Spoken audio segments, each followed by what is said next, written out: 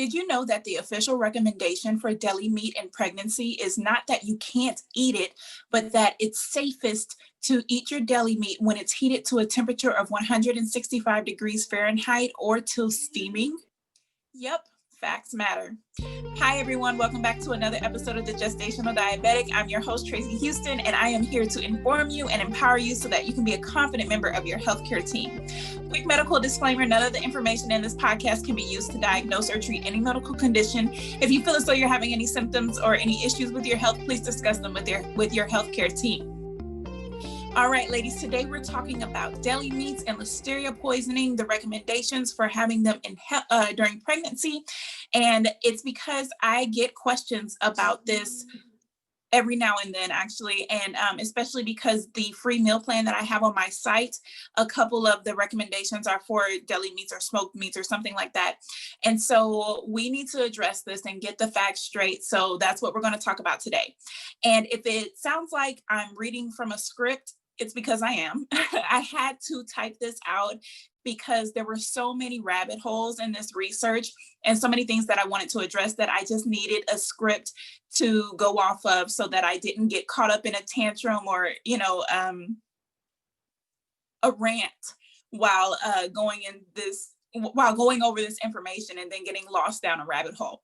So let's start off with the facts, the statistics from the CDC. Okay. And by the way, everything that's going to be discussed in here, it is for the United States. I did not gather any information about Listeria poisoning in other countries. This was strictly from the CDC website and for the United States. So pregnant women are 10 times, well, first of all, nope.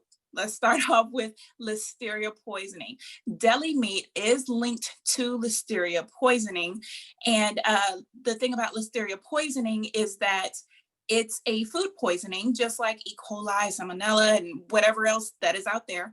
But with Listeria poisoning, it seems as though the chances for death are higher. So pregnant women are 10 times more likely to get a Listeria infection than the general population. And interestingly, Hispanic pregnant women are 24 times more likely to get infected from Listeria poisoning. And the reason for that is soft cheeses. Many cases of Listeria poisoning among Hispanic women have been linked back to Mexican soft cheeses like queso fresco, queso blanco, and all the other cheeses that are out there. And it's always linked to a specific brand, depending on, the outbreak that year or whatever. But it just seems as though Mexican soft cheeses are reoccurringly a culprit of being the source for Listeria poisoning. So that's why Hispanic women are 24 times more likely, because that is something that that is included in their diet regularly. Another fact about Listeria is that Listeria can pass from the mom to the fetus. And so that's why when we go over the statistics later of Listeria poisoning, they count pregnancy infections and pregnancy deaths separate from the regular toll count because, they see that there is increased risk there and they want to separate that data for a specific reason.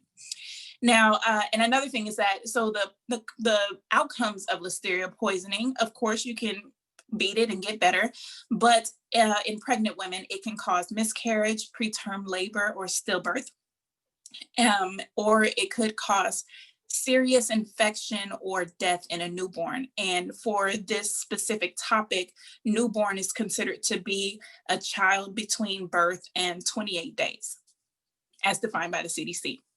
Another quick thing to mention is that among food poisoning in the United States, Listeria is the number 3 culprit in causing death each year. And so they average that about 1,600 cases of Listeria poisoning each year, and that results in about 260 deaths. Now, of course, Listeria isn't the only bacterium out there. There are other food poisoning bacterium that can affect you. For example, to give you just kind of a reference, E. coli outbreaks are much more common in the United States, much more common than Listeria. And E. coli is actually found more frequently on green vegetables, or excuse me, like green leafy vegetables, like your lettuces and other vegetables and various foods. And so E. coli outbreaks are much more common. However, the difference between E. coli and Listeria is that E. coli outbreaks or E. coli infections don't require hospitalizations as often as Listeria. And also death is less likely than Listeria. So that's just to give you a little bit of frame of reference here. So like I said in the beginning, the recommendation for deli meat in pregnancy isn't that you can't eat it. They're not saying that. And perhaps that was the recommendation once upon a time. I didn't search for that information. But as of now, the CDC recommends that if you are going to eat deli meat, you should heat it up to 165 degrees or until it's steaming. And we'll go over all the reasons for that. But we just want to get the facts straight, right? Because there are people still going around saying, oh, you're pregnant, you shouldn't eat deli meat. No, that's not the case. It's not that I shouldn't or that I can't. It's that I should take certain precautions if I'm going to do that. And so, as always, when we approach these topics, we want to honor them because they're true and they're relevant, but we want to give consideration to the recommendation using an evidence-based approach. Okay, so let's look at the data that the CDC provides. First of all, an outbreak. The CDC defines an outbreak as 2 or more cases resulting from the same source. So even if 2 people are infected because they ate the same brand of deli meat, that's considered an outbreak. So when you're listening to the news or a source that isn't giving you actual numbers, just know that an outbreak could mean anywhere from 2 people to 100,000 people. So numbers are very important, and even percentages kind of give you an idea, but numbers are more realistic. And then also when they talk about a multi-state outbreak, all it has to be is 2 states. It could be 2 states or it could be all 50 states. But when they say multi-state, that kind of gives the impression, of like this pandemic thing that's spreading wildly and scaring people. And it's just not that most of the time. In fact, I think going over the data, the most I saw was 19 states were affected one year, but most of the time it's something like 4 states, 7 states, 2 states, something small. So now that we have that baseline established, we're going to go over all the data that the CDC had about outbreaks in the past 9 years. So starting in 2011, I want you to listen to where these outbreaks started because it's all so crazy. These are all Listeria outbreaks. In 2011, it was from cantaloupe. 147 people were infected, and so it was 28 states, and it was over 28 states. It resulted in 33 deaths, and one death, a 34th death was a miscarriage. The CDC, for whatever reason, does not include miscarriages as in their count for deaths, I guess because the baby is not born yet. So 33 people died, and then there was 1 miscarriage. All right, and that was the only outbreak in 2011. In 2012, it was ricotta cheese. 22 people were infected. It was across 13 states. So out of the 22 people infected, 20 people were hospitalized, and it resulted in 2 deaths and one death of a baby, of a fetus. In 2013, again, it was cheese. And all these, before I go any further, all these products that I'm mentioning, almost all of them were sourced back to a very specific brand.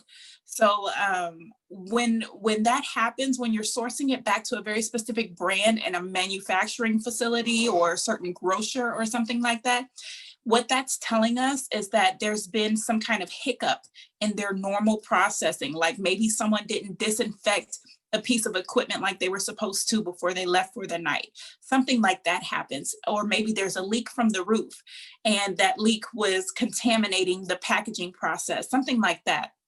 So it doesn't mean that, this facility is always has bad practices and Listeria outbreaks always come from them. No, the Listeria outbreaks, once they're identified, they're wrapped up fairly quickly. And, you go through recalls and the facility has to sanitize and do all that stuff. Okay, so back to it. In 2013, it was a specific brand of cheese. 6 people were infected. All of them were hospitalized. It resulted in 1 death and 1 miscarriage. 2014, this was crazy. There were 4 different sources. The first was caramel apples. The second was dairy products. The third was a certain type of cheese. And the fourth was bean sprouts. So all cases were linked back to specific brands. In total, there were 53 infections. And what's crazy is that the caramel apples produced the most cases. Out of the 53 infections, 35 came from the caramel apples. And then almost everyone was hospitalized. All of the dairy cases were Hispanic people. Remember, Hispanic women, pregnant women, are 24 times more likely. And those dairy cases were traced back to specific Mexican cheeses. 18 of those cases were pregnancy related. And when I say that, that's just meaning either the mom or the baby. And 1 resulted in a fetal death. And that fetal death came from the apples. Okay, in 2015, the culprits were ice cream and soft cheese. The ice cream produced 10 illnesses and everyone was hospitalized and it resulted in 3 deaths. And the soft cheese gave 30 illnesses, 28 people were hospitalized. There were 3 deaths. 6 of the cases were pregnancy related and 1 resulted in a fetal death. In 2016, packaged salad gave 19 cases of Listeria poisoning and everyone was hospitalized. 1 person passed, 1 person was pregnant, or one of the cases was pregnancy related. Also in 2016 was raw milk. 2 people were infected from raw milk and they were both hospitalized and it resulted in 1 death. Frozen veggies also gave 9 cases. Everyone was hospitalized and it resulted in 1 death. In 2017, soft cheese produced 8 cases of poisoning. Everyone was hospitalized, 2 deaths, and 1 newborn illness. In 2018, it was deli ham, 4 cases, everyone hospitalized, 1 death. There were also pork products that gave 4 cases, everyone hospitalized, and 0 deaths. In 2019, deli meats and deli cheese gave 10 cases of Listeria poisoning, everyone hospitalized, and 1 death. There were hard-boiled eggs that gave 8 cases, and it resulted in 5 hospitalizations and 1 death. There was also another outbreak in 2019 where they could not trace the source, but that outbreak had 24 cases, 22 hospitalizations, and 0 deaths. The day that I'm recording this is November 26, 2020, so the year is not over yet. So this is what has been reported thus far in 2020. I think it's enoki mushrooms. I don't even know how to say that. I don't know if I'm saying that correctly, but enoki mushrooms gave 36 cases and 31 of those people were hospitalized. It resulted in 4 deaths. 6 of them were pregnancy related and two fetal deaths came from that. And then another outbreak this year was deli meat, which resulted in, they had 10 cases. Everyone was hospitalized and it resulted in 1 death. Okay, I know that's a lot of numbers. It sounds like a lot of mumbo jumbo, but these are the trends that came from all that data. Number 1 is that just about every outbreak was traced back to a specific brand. So like I said earlier, that was something that resulted in a lack of attention in their normal processes when they were producing this food. So something like a leaky roof or an unsanitary preparation area, somebody missing the mark, maybe they checked off their checklist when they really didn't do it, that type of thing. So the good thing is that they were able to trace this back to a specific brand and get notify the brand and do recalls, get everything under control within a couple of months. And that's usually the time frame with most of these cases, is that everything was controlled and contained within a couple of months. Number two was that over 90% of the cases required hospitalization. Number three is that almost every year pregnancies were involved. Not always did the pregnancies result in death, but pregnancies were involved. And number four is that the recurring culprits were soft cheeses the most. That was the number one recurring culprit. And then the second was deli meat. Number five is that the meats were deli meats. They weren't meats like ground beef or chicken that we cook at home or anything like that. They were deli meats, and deli meats are already pre-cooked.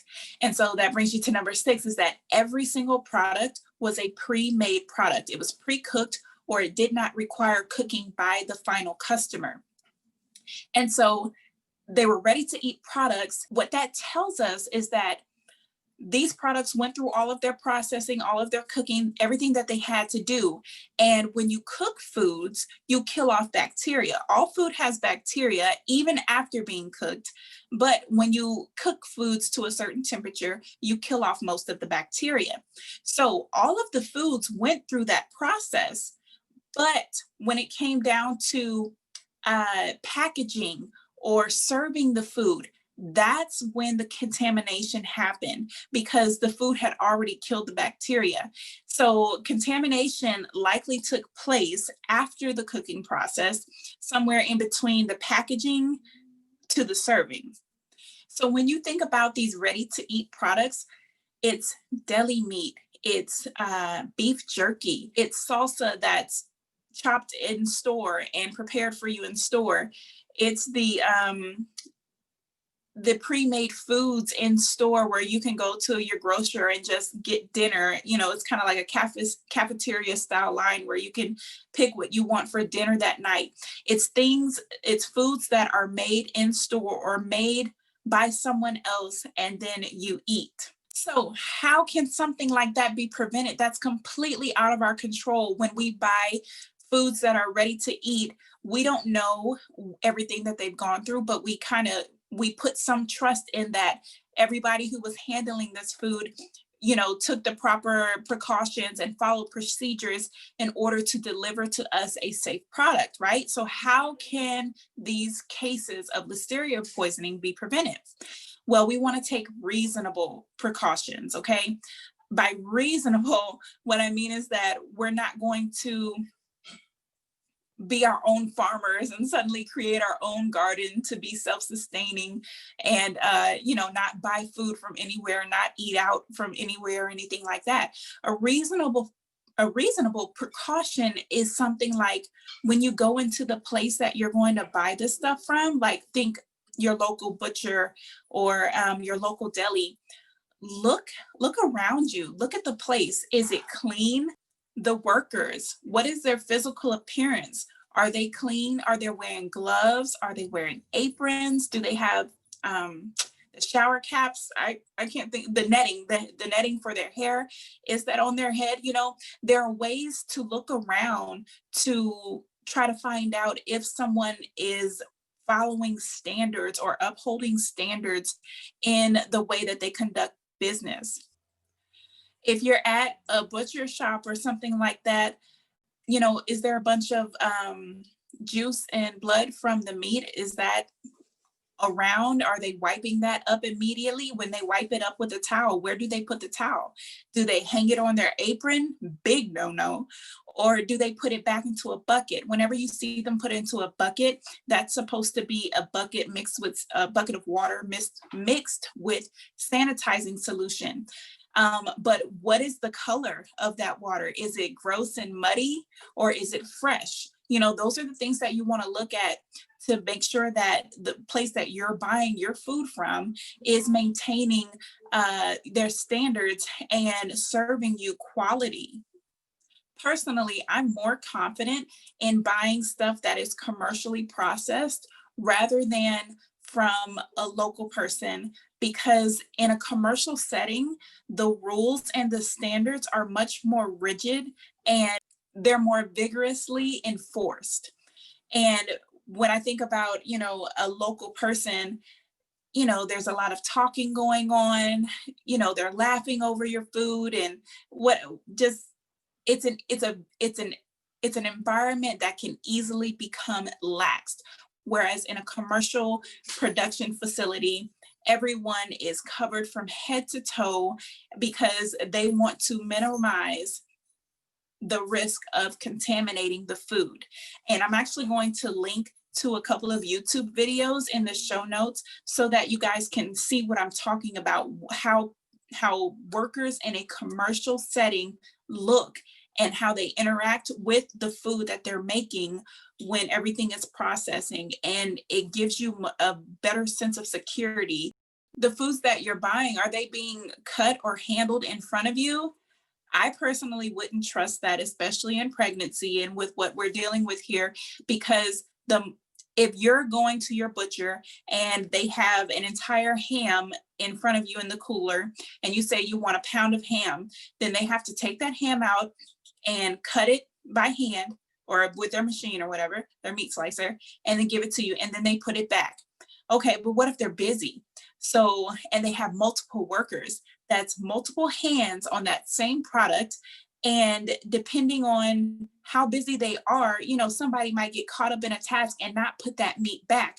When you don't keep meat at a particular temperature, it becomes a breeding ground for bacteria. And we'll talk about that in a second.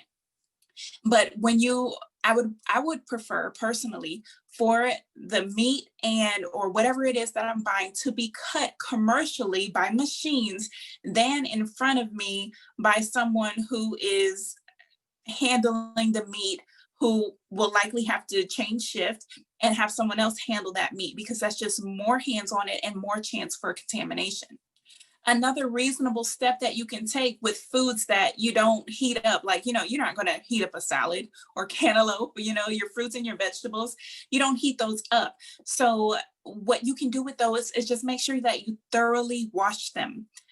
Even if it's an orange, the outside peeling, you can still wash that, because let's say there's a bacteria on the outside of the orange. When you're peeling it and then you go from the peeling to the orange, you've just contaminated the part that you're going to put in your mouth. So as a general practice, you can thoroughly wash all fruits and vegetables to help prevent the spread of bacteria in your kitchen. Okay, so let's backtrack a little bit and talk about bacteria on food.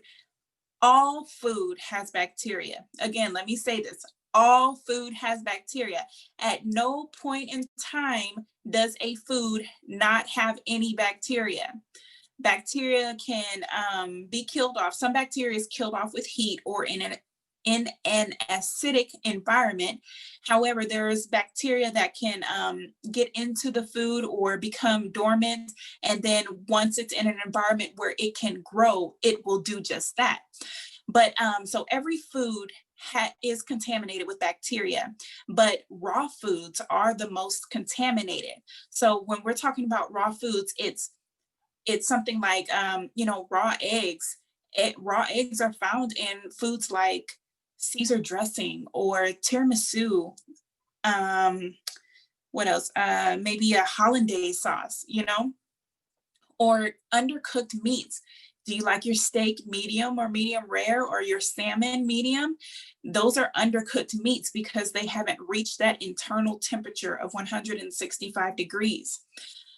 raw shellfish, so sushi, fresh fruits and vegetables, and whatever other foods there are. And so, yes, no food is ever free of bacteria. No food will ever be 100% free of bacteria. Heating food to a certain temperature kills off most of the bacteria, but not all of it.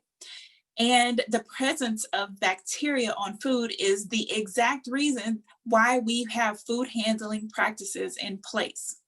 When it comes to food safety practices, there's only so much that we can control because we rely on our farmers and companies, restaurants, commercial production, grocers, and a whole bunch of other people to provide us with this food.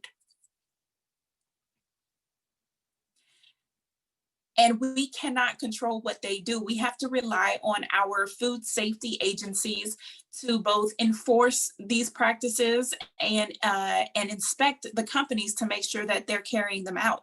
So where we do have control is where we buy from. Like I mentioned earlier, when you go into a place and inspecting it visually to make sure that it looks like they're upholding their standards at least. And also what we have control over is what foods we choose. If we're going to eat a raw or undercooked food versus a cooked food. And then also if we handle the food properly and prepare it properly ourselves. So we also have to follow those recommendations that we are trusting that all the manufacturers are following as well. So when it comes to food safety, there's this thing called a danger zone. And the danger zone is between 40 degrees and 140 degrees. That is the temperature range that bacteria on food grows at a faster rate. So when you think about your refrigerator it cannot be above 40 degrees. And so normally it's between like 38 and 40 degrees, but that's good because at 40 degrees, that becomes the danger zone where bacteria will grow more quickly. And then above 140 degrees is normally where we cook our meats and other foods. So we want to make sure that they're cooked at a high enough temperature to kill off that bacteria. So it's not like you're going to go around testing your food with a thermometer to see what temperature it's at, right? So an easy way to know that your food is not in the danger zone is to either keep it refrigerated once it's been cooked or prepared, or to heat it up to a hot temperature. 165 degrees is what's recommended, so that you are killing off as much bacteria as possible. Another contributor to the danger zone is the amount of time that it's spent in that area. So the example that I used earlier with your deli taking the ham out and perhaps leaving it out because they see a return customer, like 6 customers down, that they know is going to want ham, they might leave it out of the refrigerated area. And that just shouldn't be, because the amount of time that your food is spent in the danger zone also contributes to the growth rate of the bacteria. So the danger zone is 40 to 140 degrees. And then also after your food has been cooked, or even if it's raw, or after it's been prepared, even if it doesn't require cooking, once you've handled it, you want to make sure that it is not in the danger zone for 2 hours or more. So after you cook something, you eat it, you package it up and put it in the refrigerator before that 2-hour mark, because you do not want the bacteria to be in a place where they thrive, and they thrive in the danger zone. Okay, guys, I know that was a lot of information, so let's just recap it. Number 1, the caution for deli meats should be applied to all no-cook food.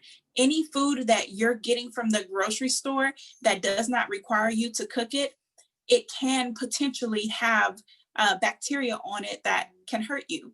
So beef jerky, deli meats, salsas and dips that are made in the store, soft cheeses that are made with non-pasteurized milk. Pasteurization means heating it up to a certain temperature.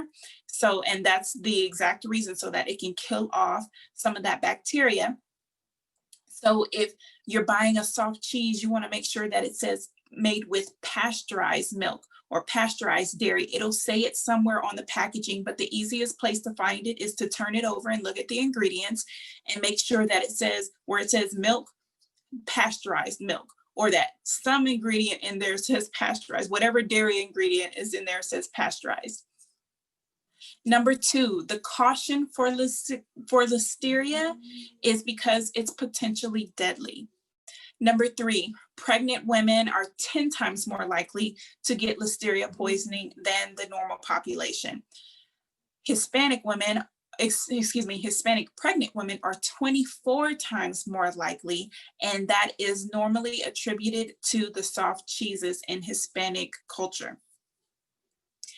Number 5, the recommendation isn't that you can't eat deli meats, but it's that you should heat them up to 165 degrees Fahrenheit or until they're steaming. That is the best and safest way that you can consume deli meats.